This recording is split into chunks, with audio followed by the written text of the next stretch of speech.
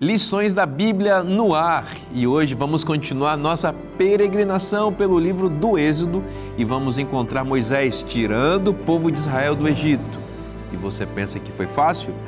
Não foi fácil, como nada importante na vida é fácil. É sobre isso e muito mais o Lições da Bíblia que está começando agora.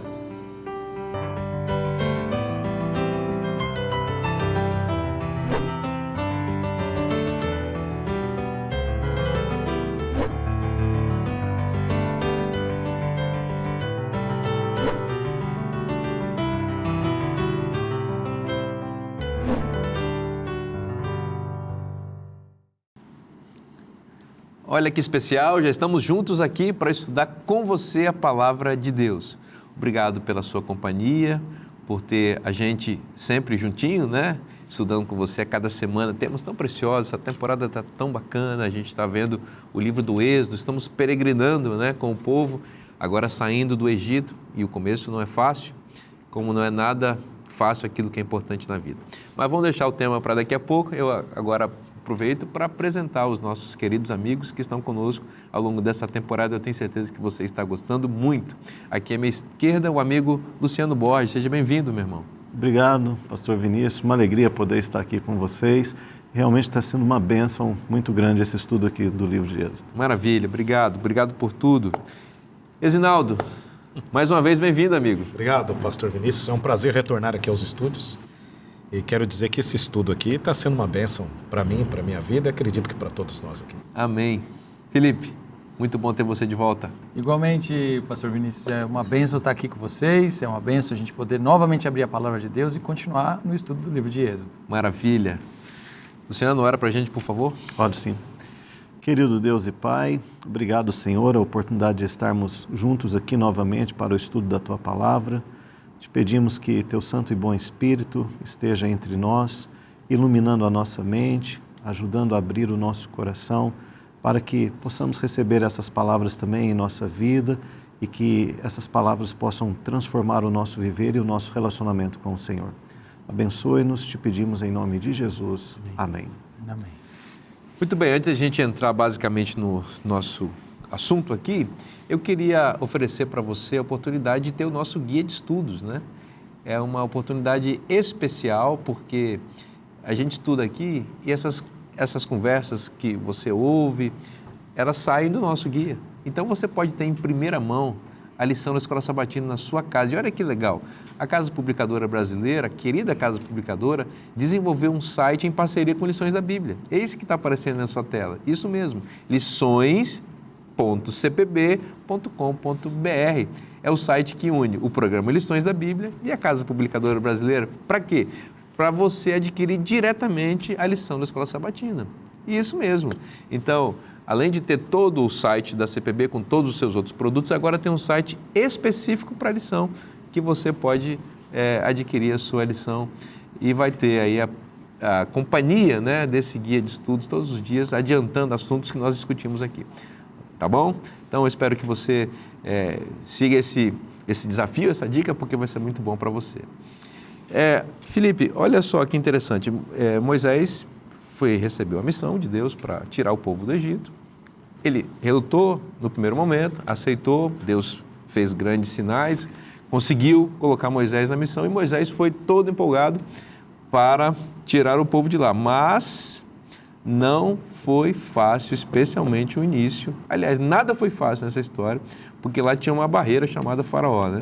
Exatamente. Esse, como diz o nosso guia de estudos, foi um começo muito difícil, né? Aquele foi um começo em que ele teria de enfrentar desafios que até então ele não imaginava. O que eu acho interessante do começo, e na verdade de toda a história ali de Moisés, Arão com o Faraó, é que aparentemente eles tinham expectativas muito positivas da retirada do povo do Egito, né? Bom, o Senhor já tinha dado os sinais, já tinha mostrado que era poderoso o suficiente para levá-lo até o Egito, então é só chegar lá, conversar com o Faraó, transformar o cajado ali em cobra e vai dar tudo certo, né? Mas a primeira conversa que ele tem com o Faraó não é assim, né? É, na verdade, bem forte. O verso 1 do capítulo 5, é bem forte a imagem, né, que a gente tem ali. Depois Moisés e Arão foram e disseram a Faraó: Assim diz o Senhor, Deus de Israel, deixe o meu povo ir, para que me celebre uma festa no deserto. Faraó respondeu, quem é o Senhor para que eu ouça a sua voz e deixe Israel ir? Não conheço o Senhor e não deixarei Israel sair. Quem é o Senhor? Não o conheço. Né? Aqui, na minha opinião, o que acontece é uma tentativa deliberada aqui do faraó de colocar de lado, né, a presença, menosprezo por Deus. Né? Então, eu não sei quem ele é. Quem ele é?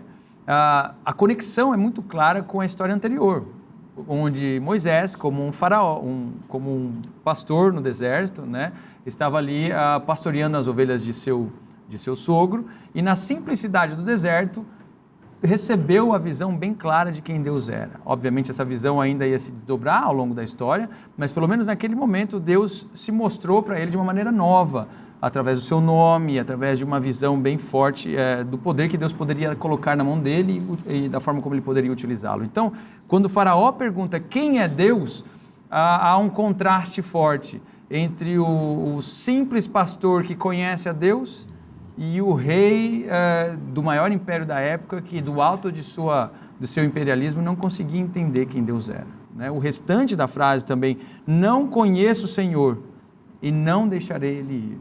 É interessante, porque a gente já conversou algumas semanas atrás sobre o verbo yadá aqui, né? E o que ele significa, conhecer é algo experiencial.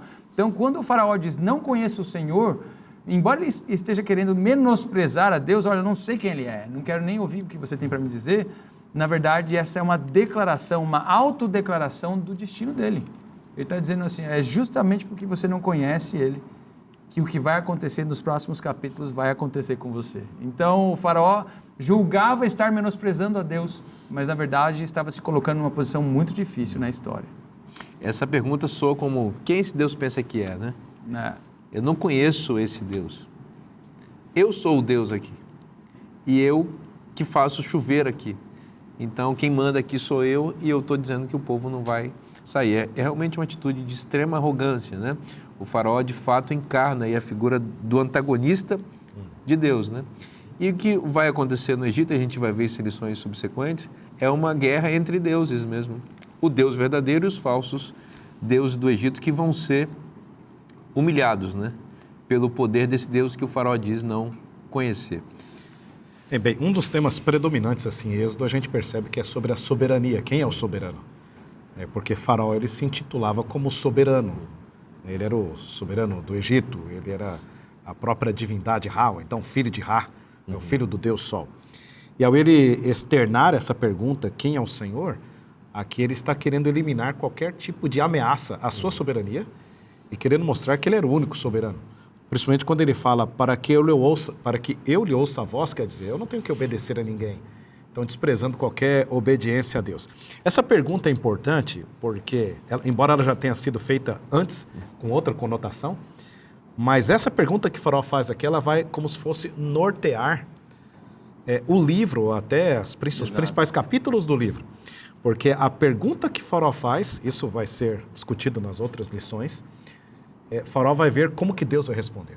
E a gente vai perceber que ao longo do livro Deus sempre vai repetir uma frase, eu sou o Senhor, eu sou o Senhor, Muito bom. Eu sou o Senhor. Então quer dizer, quem é que manda aqui? Eu vou mostrar para Faraó quem é que manda, não somente em toda a terra do Egito, mas quem é que manda no planeta, quem é o soberano. Então aqui nós estamos entre uma luta entre soberanos, né? O verdadeiro soberano, que é o Senhor Jeová, o grande eu sou, e o faraó tentando ser um soberano. Então é importante essa pergunta, eu acredito que ela é estratégica, ela é técnica, aqui logo no início do capítulo, porque ela vai nortear todo o caminhar aí do livro de Êxodo. É interessante esse ponto, eu sou o Senhor, né, que você pontua, que é uma frase recorrente no texto, porque as nossas traduções talvez não façam jus àquilo que o texto está querendo dizer. Né? Porque quando a gente diz eu sou o Senhor, a terceira pessoa aqui, né, a mudança de voz do texto, dá a entender do tratamento honorífico do português, né? O senhor fulano de tal, a senhora fulano de tal, mas aqui o senhor a gente tem que lembrar, e a gente já começou comentou isso há algum tempo atrás, que é o nome próprio de Deus. Então, ele, na verdade, Eu sou Yahvé. ele está declarando quem ele é. Olha, esse é meu nome, eu sou este. Né? Eu sou Eu sou o que Yahvé, sou. eu sou Jeová, exatamente. Então, a ideia era uma confrontação direta. Soberano. Eu sou Jeová, como você mencionou. E você quem é? Exato. E interessante, Vinícius, que o livro de Êxodo, há uma frase, a gente vai comentar daqui a pouco, e saberás que eu sou o Senhor. Isso é uma frase que se repete bastante ao longo do livro de Êxodo. E só vai haver outro livro no Antigo Testamento que se compara a Ezequiel. Essa também é uma frase importante lá em Ezequiel, e sabereis que eu sou o Senhor. E quando você compara os dois livros, você vai perceber que Êxodo está tratando da saída do povo de Israel do Egito. E Ezequiel também está vivendo a questão do cativeiro babilônico. Se o povo vai aceitar ou não a mensagem de Deus para retirar daquele segundo Êxodo. Então é interessante essa relação de soberania dessa frase. Sabereis que eu sou o Senhor. Porque nos dois casos, o povo de Deus foi para debaixo de um jugo de um outro senhor. Exato. No caso aqui, o faraó, no caso da Babilônia, Nabucodonosor e os demais reis babilônicos. Né? Muito curioso isso, né? Porque Deus precisa reafirmar isso na mente do seu povo, que pode estar se esquecendo. Eu acho que tem uma aplicação pessoal, aí, espiritual, muito direta. Se né? esquece constantemente, né? Esquecemos, né?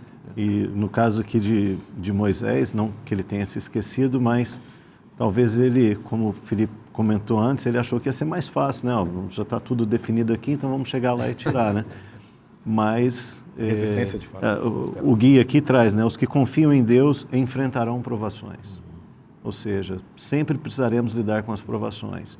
E como diz aqui, a gente precisa ter perseverança, paciência e esperar que Deus, nos seus termos e no seu tempo, dê a solução. Isso para a gente tem hora...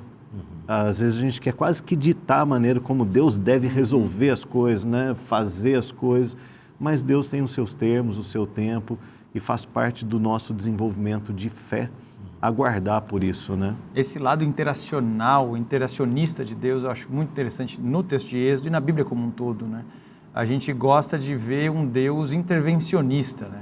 É aquele que vem, manda como os discípulos, né? Vou orar para cair um raio. Exatamente, Senhor, manda o raio logo aí, né? O Jonas, né? Senhor, não vai destruir esse negócio aí, por isso que eu não queria vir, eu sabia que o Senhor era misericordioso. Então, só que o texto bíblico apresenta um Deus no tempo, na história, um Deus que nos criou para habitar o espaço dele e o tempo dele, não que está alheio à temporalidade, espacialidade nossa. Então, ele é mais do que intervencionista, ele é interacionista, ele interage com a gente. Então, essa ideia de um Deus que escolheu um jovem pastor, não tão jovem, né? Um simples pastor para interagir com ele no processo de libertação do povo é interessante. Porque Moisés aparentemente esperava um Deus que interviesse.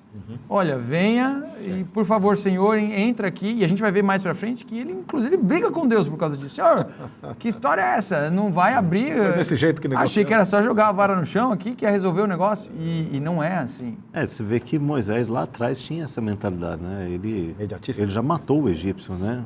Que ocasionou a fuga dele depois, quer dizer, ele achava que era na hora, né? Então, mas é importante essa questão do tempo. Me parece no texto que Deus ele vai tolerar esse atraso, podemos dizer assim, né?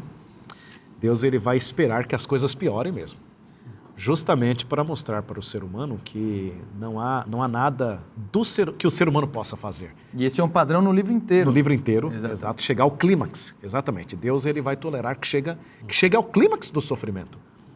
Assim, não que Deus se compraze em ver o seu povo sofrendo, não é isso? É para que ensine lições importantes de paciência, perseverança e principalmente uma questão de fé. A gente vai ver nas lições aí posteriores que não somente o povo, mas o próprio Moisés deveria galgar esses degraus aí, que esses degraus só seriam possíveis somente se chegasse a essa situação de clímax de complexidade. A afronta do faraó é tão grave que o faraó e o Egito em especial vai se tornar na Bíblia um paradigma do ateísmo, né? Da ausência da fé e da crença em Deus. Quem é o Senhor? Ou seja, Deus não existe. Esse Yahvé que você disse que existia aí, não é nada. Eu é que estou no controle da história. Então, todo tipo de descrença em Deus e ateísmo pode ficar simbolizado no Egito. Cunhado, aí, né? Cunhado aí. Exato. Nós temos várias profecias, né, no Antigo Testamento que apontam para essa realidade. Em realidade, boa parte dos profetas, em específico os profetas maiores, tem sessões de oráculos contra as nações. E dentro desses oráculos, em geral, o Egito está simbolizado. A gente vê em Isaías capítulo 19, por exemplo. Jeremias 31. E uma série de outros oráculos que apontavam. E quando você lê para eles apontam especificamente para esse aspecto. É um local cheio de deuses, de iconografia profana, ou seja, de imagens, né, que representam a divindade de maneira aleatória, abusiva, profana. E é um local onde a descrença de Deus, em realidade, do Deus verdadeiro, o Criador, ela graça, né? Ela é abundante. É interessante essa mensagem que o Antigo Testamento vai falar sobre o Egito. Então, o Egito do tempo de Moisés, esse Egito aí é um Egito arrogante e blasfemo, né? Era a 18ª dinastia ali e tal, etc. Mas um Egito arrogante e blasfemo que foi humilhado pelo poder de Deus. E ao longo da descrição do Antigo Testamento, por exemplo, lá em Jeremias, Deus compara o Egito como uma cana quebrada. Quem é esse Egito a quem você se apoia? É uma cana quebrada. Então, quer dizer, isso aqui é um princípio, né? Todo aquele que se exalta, ele vai ser humilhado. Então, a gente teve esse princípio expresso na própria história do Egito.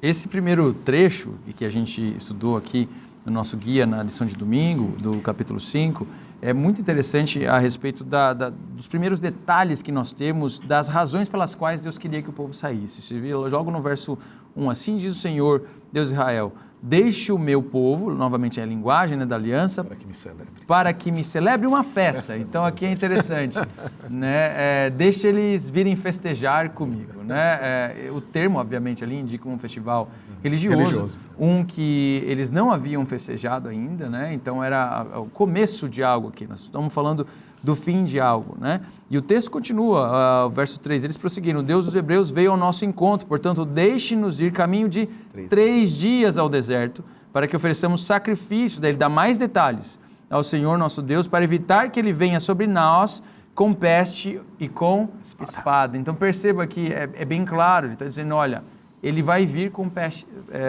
e espada, deixa a gente ir. Né? Que se a gente for 3 dias, só 3 dias, isso tudo acaba. Então, o aviso é interessante. O mesmo período de 3 dias depois vai aparecer na praga da escuridão lá na frente. Né? Eles ficam 3 dias sob escuridão, quando literalmente o céu egípcio se apaga. Ou seja, todas as divindades reconhecíveis nos astros são apagadas, literalmente apagadas, pelo mesmo número de dias que Deus pedia que eles fossem, que eles saíssem para festejar ou para encontrar o Senhor, nós sabemos depois à frente, no deserto. Então parece que Deus está colocando elementos que funcionam como um chamariz para o rei do Egito. Olha, esse que te pede que os hebreus saiam é o Deus do universo. Por favor, deixa a gente ir antes que ele venha sobre nós com espada e com peste. Excelente, que bom estudar e aprender, né? Tanta coisa bonita nós vemos na Palavra de Deus. Mas nós vamos fazer um intervalo agora, bem rapidinho, para você curtir o show do intervalo da Novo Tempo e Lições da Bíblia volta já já.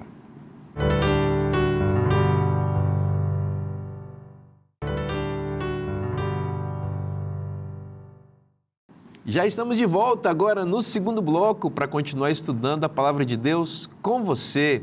E uma dica do coração para você que, quem sabe, está pensando em arrumar um namorado, uma namorada, ou você que já arrumou seu namorado e sua namorada eterna, né? Que é sua esposa, seu esposo. Essa revista muito especial que vai falar sobre o tema da sexualidade, a revista Esperança, o título Sem Tabus.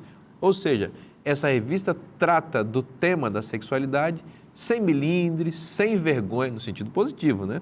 Sem vergonha, falando claramente aquilo que tem que ser falado à luz da Palavra de Deus. Quem escreveu?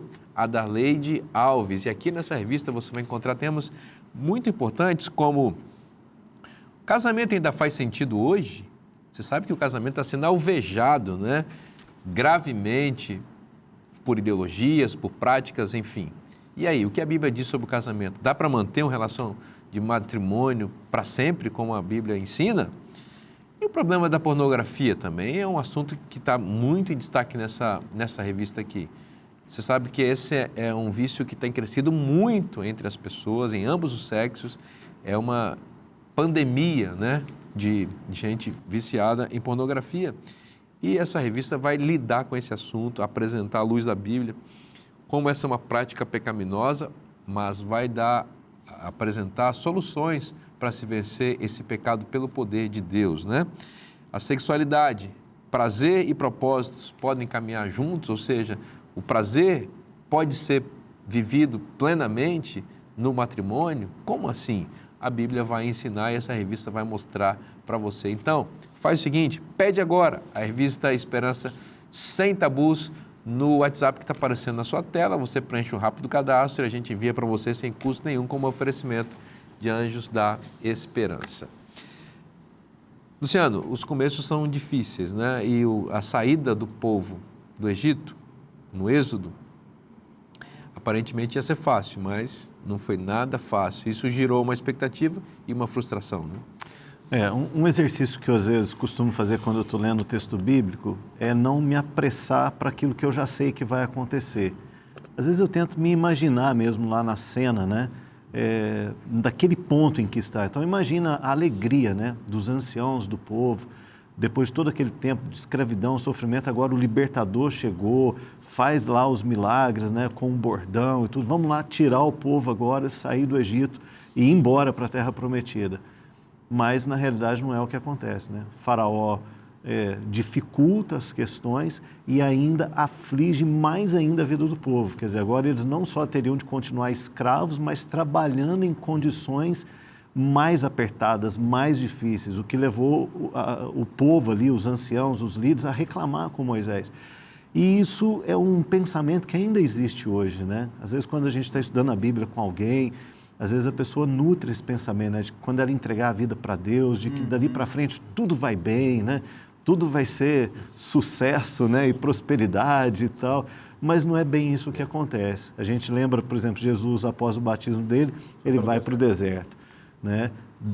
Os 3 amigos de Daniel, por serem fiéis foram para a fornalha, né? José, por ser obediente, foi parar na prisão, mas em todos esses a gente viu Deus fazendo a intervenção no seu tempo e no seu termo. Então, eu acho que as coisas podem ser difíceis quando nós decidimos ser fiéis, mas a gente não deve perder a fé. É muito bem lembrado isso, muito bem colocado, porque o inimigo de Deus, ele não libera barato, não libera fácil. Ele já é vencido, o poder de Deus já está em ação, está em interação conosco, né? Vocês colocaram isso no bloco anterior, é muito importante isso. Deus podia fazer as coisas assim, muito rapidamente, mas ele resolve fazer processualmente contando com a nossa participação. É interessante, se você pega Faraó aqui como um símbolo de Satanás, é exatamente isso, né? Quando a pessoa quer romper com Satanás, ele não deixa. Não, você não vai sair, vai apertar mais ainda as coisas. Mas Deus intervém. É capaz. É interessante como Deus se dirige para Faraó, né? Moisés fala para Faraó que esse povo é o meu povo. Então, como se fosse dando uma mensagem direta para Faraó, eles não te pertencem. E justamente Faraó teve que agir. Ele agiu daquela maneira porque falou, como é que eu vou deixar esse povo ir embora? Né? Era um serviço escravo que estava indo embora, então Deus ele atingiu a jugular de Faraó, podemos dizer assim. Esse povo não lhe pertence. Era desmantelar a economia do Egito. Totalmente. É interessante que alguns detalhes da reclamação de Moisés, o clamor dele após o faraó não deixar o povo ir, né? A gente vê no verso 22, tem um detalhe muito interessante, 22 e 23, que é interessante para entender o texto bem, quando Moisés volta-se para o Senhor e diz, Senhor, por que afligiste este povo? Por que me enviaste? Pois desde que me apresentei a Faraó para falar-lhe em teu nome, ele tem maltratado este povo, e tu nada fizeste para livrar o teu povo, conectando o que ambos mencionaram, né? O meu povo, teu povo, meu povo, teu povo, e ele atribui a Deus o problema do que o faraó. E o verbo aqui, olha, do primeiro verso 22 do 23, que ele atribui que para faraó e para Deus é o mesmo. Então, Senhor, por que afligiste? É o verbo ra'á, 3 letras ali, e depois ele fala, porque eles estão afligindo, ra'á de novo, né? O que é interessante desse verso é que possivelmente nós temos aqui um jogo de palavras entre hebraico e egípcio. Em egípcio, Ra é o nome do deus egípcio, o deus Sol Supremo. E é especificamente a mesma pronúncia do que o termo maldade, Ra em hebraico. Então, é interessante que aqui, possivelmente, o que Moisés está insinuando para Deus, por que o Senhor está agindo como Ra? Agindo como eles. Como ele é bilíngue, né? Ele consegue fazer trocadilho. Exatamente. Né? Porque o faraó está agindo como Ra conosco. O Senhor não é Ra, o Senhor é Deus. Esses 2 versos são muito fortes. Moisés está se voltando para Deus assim, Senhor, achei que o Senhor era Yahweh. O Senhor não é Yahweh? O Senhor está agindo como a divindade. E está agindo como Ra? Porque eu vim conversar com ele aqui e ele não me deixa sair. A gente não gosta desse tipo de provocação na boca dos heróis da Bíblia, né? A gente não gosta desse tipo de intimidade, de abertura tão franca assim, porque aparentemente isso beira a profanidade, isso beira a ideia de, como assim, Moisés, vai falar assim com Deus? Mas a verdade é que Deus não rechaça a abertura e o coração aberto dos seus servos. Esse texto me fez lembrar aquele de Isaías, quando Deus diz assim para o povo, vinde e arrazoemos. Exatamente. Vinde e argumentemos. Quer dizer, Deus, ele suporta, né? É que às vezes a gente vive numa cultura, né, de autoridade que nunca pode ser questionada ou não pode ser, de alguma forma, assim, contestada. Então, isso às vezes soa, né, dentro da nossa cultura de liderança, vamos assim dizer, como um insulto, mas Deus não viu dessa forma. Quer dizer, era o que estava no coração de Moisés como o pastor daquele povo, né? Como o líder daquele povo. Poxa, eu estou fazendo o que Deus pediu para eu fazer, estou seguindo os passos que Deus pediu para eu seguir, eu vim, estou aqui, mas não funciona. E é interessante que fique claro, né, que ele está no exercício da missão a ele confiada. Exato. Então ele não é um líder que aparece do nada e questiona a autoridade de Deus. Ele está no exercício da função. Senhor, o Senhor pediu para eu fazer isso aqui. E não está acontecendo. Mas ele ainda está duvidando, né? Porque ele fala assim, porque afligiste o povo me usando como flagelo, né? Porque desde que o Senhor me enviou, o povo está sofrendo. Está pensando que sou eu. Exatamente. Então, ou seja, em vez de eu ser um libertador, eu estou sendo mais uma causa de opressão. E está aumentando a opressão que o Ra faz, e não que a libertação que o Senhor mandou. Em outras palavras, né? Ele estava lá no Sinai quietinho. Para que você me tirou de lá para fazer isso aqui? Eu já até falei que não queria vir. Eu já falei que não queria. Dava outra. Eu me lembro de um menino que eu lembrei de uma história agora.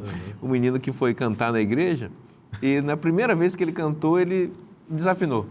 Aí ele pegou o microfone e disse, eu falei que não sabia, vocês que insistiram para eu cantar. É mais ou menos isso que você está fazendo. Eu falei que não dava. Falei que eu não sabia falar, que eu era pesado de língua, né? Eu cheguei aqui, não é que ele não me ouviu. Que não iam acreditar em mim. Semelhantemente ao que aconteceu com Moisés, esse menino depois se tornou um grande cantor. Então não desiste nos começos difíceis, né? É que Deus é paciente. Ele é paciente. Então, há um texto bíblico que Deus fala, eu conheço a estrutura de vocês.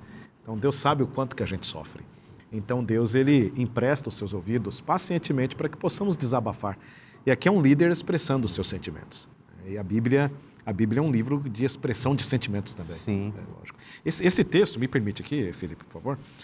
Esse texto aqui, Êxodo 5, versos 22 e 23, ele é um clímax de algo que está sendo preparado antes. Por exemplo, se a gente ler desde o versículo 6 ali, a gente vai perceber que Faraó ele vai intensificar o sofrimento. Por exemplo, algumas frases no verso 6. No verso 6, aos superintendentes do povo e aos seus capatazes, Faraó ele coloca 2 classes aí para cuidar dos escravos, né? Os superintendentes do povo e os capatazes. A ideia é que esses superintendentes, esses capatazes, eles fossem israelitas. Então, quer dizer, Faraó coloca gente do próprio povo. Era tipo os cobradores de impostos, né? Tipo os cobradores de impostos. Zaqueu. Exato. Gente do próprio povo para oprimir o próprio povo. Isso, lógico, era uma estratégia para causar divisão no povo. Okay? Outra frase interessante no verso 8, exigireis, nada diminuireis, eles estão ansiosos. Verso 9, agrave-se o serviço. Lá no verso 13, os superintendentes os apertavam. Verso 14, e foram açoitados os capatazes. Então, quer dizer, você vem lendo, você vai percebendo que o negócio vai piorando.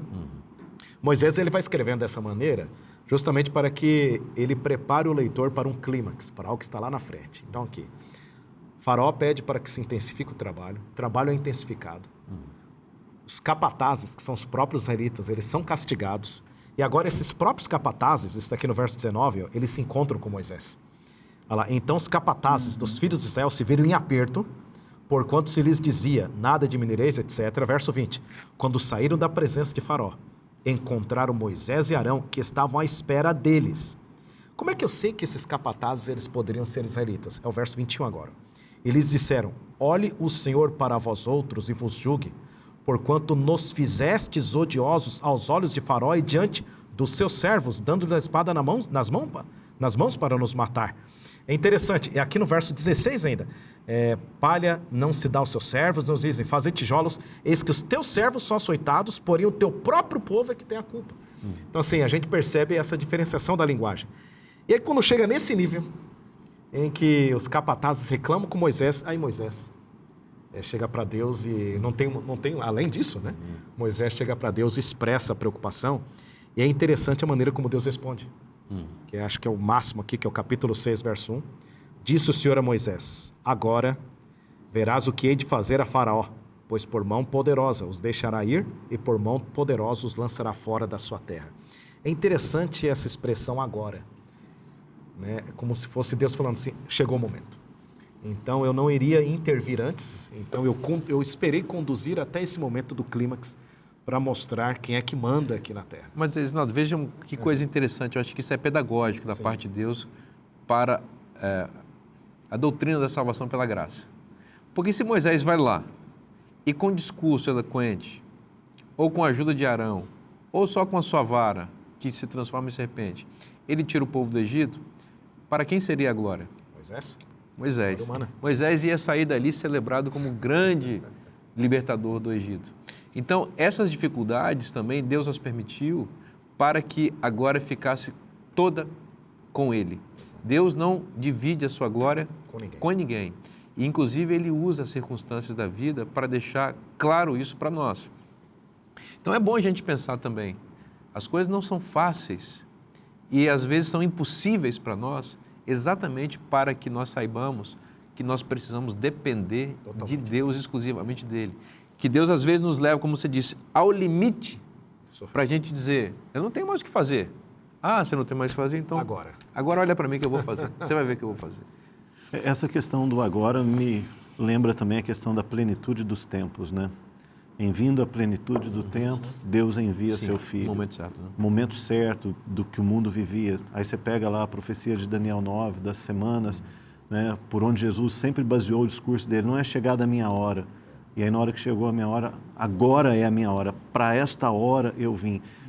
Isso é uma coisa que nós não temos muita consciência, né, do tempo de Deus na nossa vida.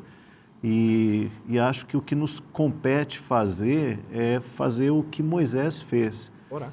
Obedecer a missão que Deus nos confia e orar. Ou seja, a coisa apertou, é derramar o coração perante Deus mesmo. Falou assim, eu não estou entendendo o que está acontecendo, eu achei que era uma coisa, está sendo outra. Né? Acho que tudo isso faz parte aí do plano de Deus para nos amadurecer com Ele também, né? Na nossa relação com Ele. Eu gostaria só de concluir essa parte aqui, Vinícius, no versículo 2 do capítulo 6. Pois não. Deus ele fala assim, Moisés, manda um recado lá para Faraó. Falou mais Deus a Moisés e lhes disse, eu sou o Senhor. Então manda um recado para ele, diz que há um soberano. Né? Ele perguntou quem é o Senhor, então manda um recado lá para ele, eu sou o Senhor. E eu vou mostrar para Faraó quem é que manda, não somente no universo, mas quem é que manda aqui no Egito também. É interessante que até aqui a retribuição, por assim dizer, né, dos pecados e da opressão que a gente vê dos egípcios sobre os israelitas não era material, não estava acontecendo de fato. Nós tínhamos vários sinais e vários discursos iniciais ali para a libertação do povo, mas você não vê uma retribuição direta à escravidão.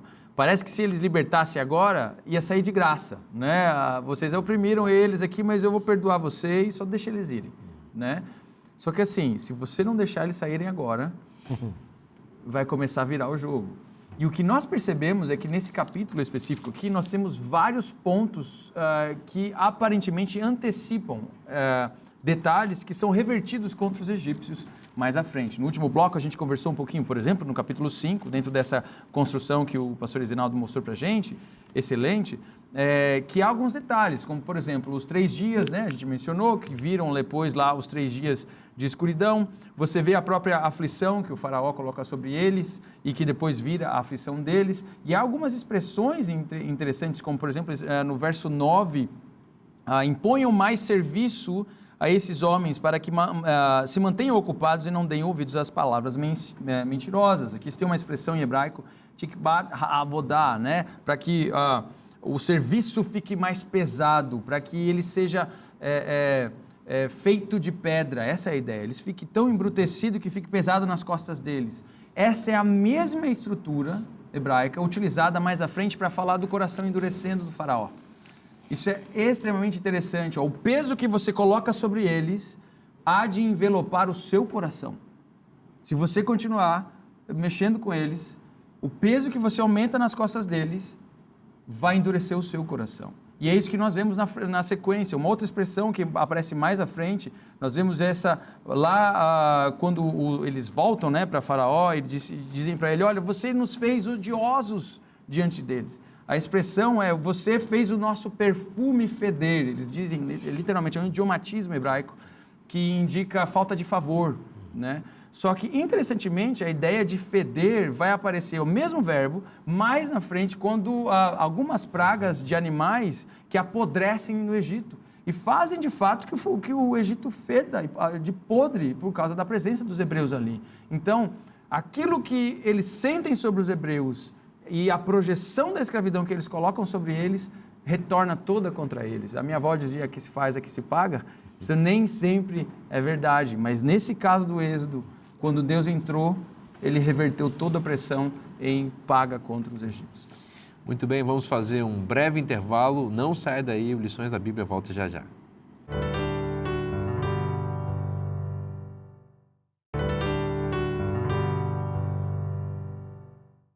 Já estamos de volta aqui para o último bloco do programa Lições da Bíblia. E Lições da Bíblia, como todos os outros programas da Novo Tempo e da Rede Novo Tempo como um todo, é oferecimento de Anjos da Esperança, né? Que bom, é a nossa gratidão a você que é Anjo da Esperança, que envia seus recursos aqui para manter no ar a nossa emissora, a nossa rede de comunicação. Você sabe, a Novo Tempo não vende seus intervalos para comerciais, porque nós entendemos que a nossa missão é integralmente de pregação do Evangelho, inclusive nos nossos intervalos. Você já reparou que no intervalo do Novo Tempo você ouve e vê mensagens lindas da Palavra de Deus? Para quê? Para que você e qualquer outra pessoa possa ser alcançada em qualquer momento em que ligar o nosso canal. Nós não queremos gastar nenhum segundo que não seja com a pregação do Evangelho, por isso o nosso intervalo não tem comercial. E isso tem um custo. Qual é o custo? Nós não temos uma fonte de receita, não é?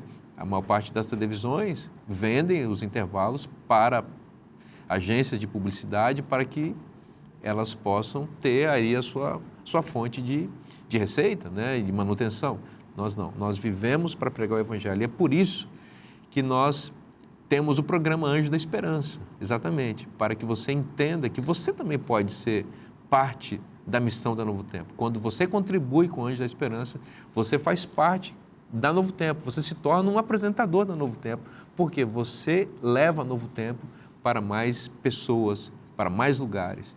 E é por isso que eu quero agradecer a você que já é anjo e convidar você que eventualmente ainda não é a fazer parte dessa corrente do bem para abençoar mais pessoas com a palavra de Deus. Vamos continuar conversando agora com você, Luciano, porque a vida cristã, às vezes, ela é paradoxal, não é? Às vezes as pessoas esperam, têm grandes expectativas que as coisas vão acontecer, vai estar tudo certo, e não dá. E alguns se sentem frustrados porque as pessoas que não são cristãs aparentemente são mais felizes e mais prósperas, né? Diz um rabino, que eu não me lembro o nome dele agora, mas diz que esse é o problema central da teologia, né? Porque pessoas boas sofrem, né? E a gente vê aqui no verso 9 do capítulo 6 que o povo hebreu ali, eles já não conseguiam ouvir mais a Moisés por causa né, da ânsia de espírito, da dura escravidão que eles estavam, quer dizer, aumentou o sofrimento deles. E aí, como trouxe aqui no comentário do nosso guia, traz aqui uma reflexão sobre Jó, né, que também no seu sofrimento, quando os amigos dele iam ali confortá-lo, né, e na realidade o afligiram mais ainda, ele apontava, olha, mas os ímpios estão bem, né? Então não deve haver uma relação aí de algo errado na minha vida para eu estar sofrendo desse jeito. E o próprio Asaf também, que no salmo dele, ele diz que ele quase perdeu a fé quando ele passou a contemplar, né, a prosperidade dos ímpios. Então, nesse mundo a gente vive essas coisas paradoxais, são difíceis. Me fez lembrar um pouco, no fechamento do bloco anterior, né, do Felipe, sobre essa questão da justa retribuição divina, né, do juízo divino para retribuir. E a gente precisa caminhar nessa confiança que, embora aqui agora, neste planeta, as coisas não estejam na devida ordem, há um momento da história que Deus vai fazer a intervenção para colocar tudo no seu justo lugar. Tem um dos profetas lá do Antigo Testamento, eu não me lembro o profeta, só me lembro do verso, né, que vereis outra vez a diferença entre o ímpio Malaquias. e o justo. Malaquias. Quer dizer, há um momento em que Deus vai fazer esse juízo também em nossos dias. Mas a gente vê no povo de Israel que é real. O sofrimento leva à desesperança. A dura servidão leva à falta de fé. E Deus não passou por alto esse momento ali na vida do povo. É que Moisés e os filhos de Israel não estavam vendo o que Deus ia fazer dias depois no Egito. Se eles estivessem vendo, tivessem consciência do que Deus estava fazendo, eles estavam mais tranquilos, mesmo que estivessem sofrendo. Esse é o ponto. Você citou Asaf. O verso 18 do Salmo 73 muda a história de Asaf porque ele vai ao santuário. Até que eu entrei no santuário. Quando ele entra no santuário, ele enxerga a vida da perspectiva de Deus. E Deus enxerga o fim desde o princípio. Ellen White tem uma frase muito bonita falando sobre oração, né? Que a oração eleva-nos a Deus. Eu gosto de pensar na oração como o elevador da fé. Ou seja, nos coloca para ter a sintonia com a mente de Deus. E aí a gente se acalma, porque a gente vê Deus no controle da história. Diz o profeta Abacuque, né? O Senhor está em seu santo templo. Cale-se. Fica quietinho. Cale-se toda a terra. Por que cale-se? Para você sossegar. Pode se aquietar. Ele está no controle e ele vai fazer o que é melhor. Mas os filhos de Israel não estavam com essa percepção. Então Deus teve que intervir para que eles pudessem saber quem ele era. Tudo depende de onde está o seu foco, né? Justamente isso que vocês comentaram.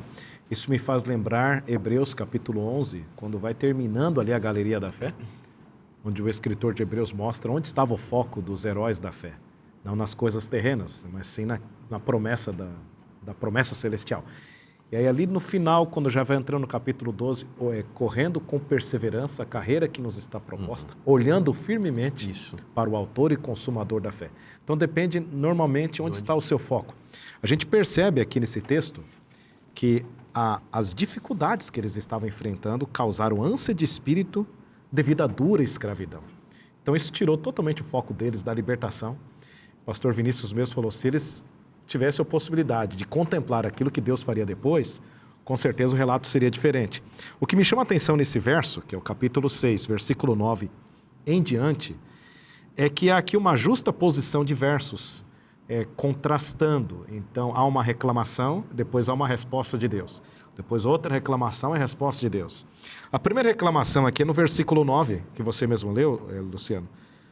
Desse modo falou Moisés aos filhos de Israel, mas eles não atenderam a Moisés por causa da ânsia de espírito e da dura escravidão.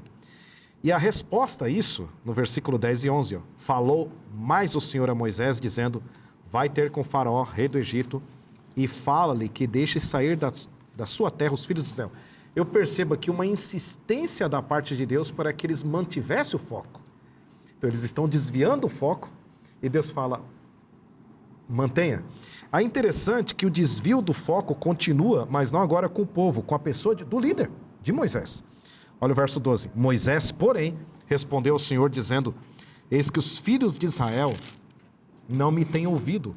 Como, pois, me ouvirá Faraó e não sei falar bem? Então desvia o foco de novo. Aí a gente percebe a insistência de Deus no verso 13. Não obstante, falou o Senhor a Moisés e Arão, eles deu mandamento para os filhos de Israel e para Faraó, rei do Egito, a fim de que os tirasse os filhos de Israel da terra do Egito. Então, qual a lição que eu tiro aqui dessa justa posição de versos aqui? Ainda que as coisas sejam difíceis, ainda que a oposição se levante, Deus ele insiste para que nós mantenhamos o foco. Né? Olhem para mim, a promessa está comigo, independente do que acontecer. Acho que uma das grandes contribuições da teologia adventista e da teologia do texto bíblico em relação ao tempo do fim é a ideia do grande conflito, né? A ideia de que existe uma crise de natureza cósmica que antecede a existência dos seres humanos nesse planeta e que avança, inclusive, pelo menos o final da segunda vinda de Cristo nesse planeta também. Essa crise, ela ajuda a gente a colocar as coisas em perspectiva. Não raro a gente lê o texto bíblico como se o texto bíblico e aquilo que está nele revelado tivesse um compromisso primário com a nossa felicidade aqui nesse mundo. E muita gente lê a Bíblia assim, procurando felicidade, né? Quais são os caminhos da felicidade no texto? A gente percebe que, basicamente, os próprios israelitas questionam a demora da libertação, e ainda que essa demora seja inicialmente momentânea aqui, com esse ponto. O Senhor não ia libertar a gente? A gente está sofrendo. O texto do verso 9 diz, é duro aqui o que a gente está passando. Então, assim, Senhor, liberta, por favor, porque está duro demais. Veja que, na minha opinião, embora Deus tenha uma sensibilidade muito grande com o sofrimento, porque o texto diz que Deus ouviu o sofrimento, Deus ouviu o clamor, que aquilo atingiu a Deus, o compromisso primário nesse estágio que nós vivemos neste mundo do texto bíblico não é com a nossa felicidade. Não é com a nossa felicidade. Nós não vivemos para ser felizes nesse mundo. Uma visão bíblica equilibrada nos ajuda a entender que o nosso principal compromisso nesse mundo é viver em responsabilidade dentro do pacto de Deus conosco. Tem um autor cristão que ele diz o seguinte: o objetivo de Deus agora não é mimar a gente, é amadurecer a gente. Exatamente. É preparar a gente para o que ele quer. Excelente, pastor. Eu acho que é exatamente esse o ponto que a gente vê aqui nesse texto. Então, parece que Deus os leva ao limite das forças físicas e existenciais deles aqui neste mundo para que eles percebam qual é o principal ponto aqui.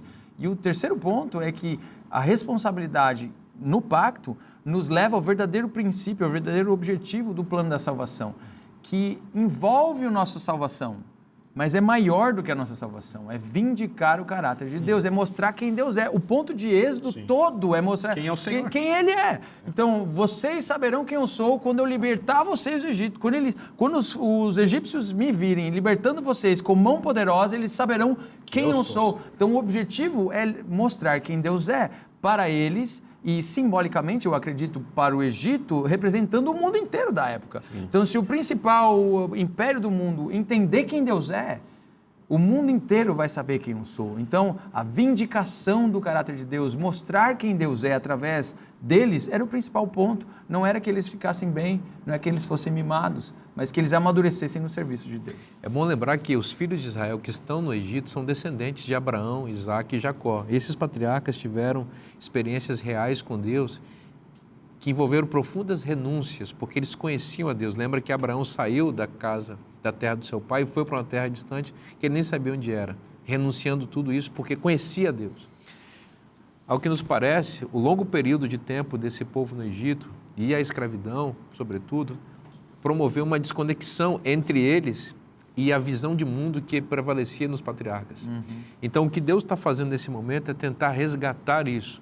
A todo momento, Deus também está fazendo com que eles se lembrem de coisas que ele tem se esquecido. O próprio mandamento do sábado aparece como uma tentativa de Deus fazendo se lembrar de coisas que ele se esquece. Por quê? Porque Deus quer replicar a experiência patriarcal na mente desse povo para que esse povo possa viver na terra prometida, para onde eles devem ir. Algo que ele já tinha feito com o líder, que agora os libertava. Exatamente. Ele foi para o deserto e agora replicando, ou pelo menos antecedendo, né, a experiência do povo. E os 40 anos de deserto depois, vai ser exatamente com esse objetivo. Os 40 anos dos israelitas. Dos israelitas, né, no deserto, para replicar isso daí. Vamos seguir então, aqui nós temos um pouquinho de tempo ainda para falar sobre Moisés, aqui em quinta-feira, como Deus sobre Faraó.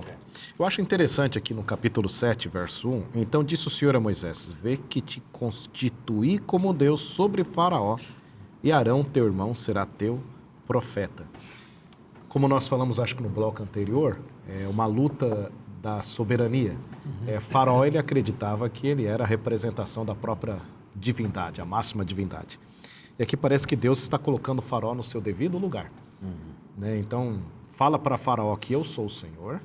E agora nesse texto fala, olha, você é o meu mensageiro, Arão será o seu porta-voz e você estará sobre Faraó.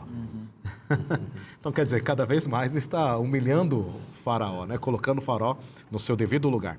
Eu acredito que esses capítulos iniciais aqui de Êxodo, de acordo com o guia da lição, é uma grande lição de como Deus lida com o orgulho. O orgulho é o pecado quase irremediável, porque para a pessoa se arrepender, para a pessoa ser perdoada, para a pessoa ser salva, a primeira coisa que a pessoa tem que fazer é se reconhecer que é pecadora, né? Então aqui é uma maneira como Deus lida com os orgulhosos, nos colocando exatamente no nosso devido lugar. Outra coisa que eu vi aqui também nessa parte no texto é de novo Moisés apresentando desculpa. Parece até que Moisés estava querendo uma mudança, né? Olha, a coisa não está dando muito certo, me transfere daqui.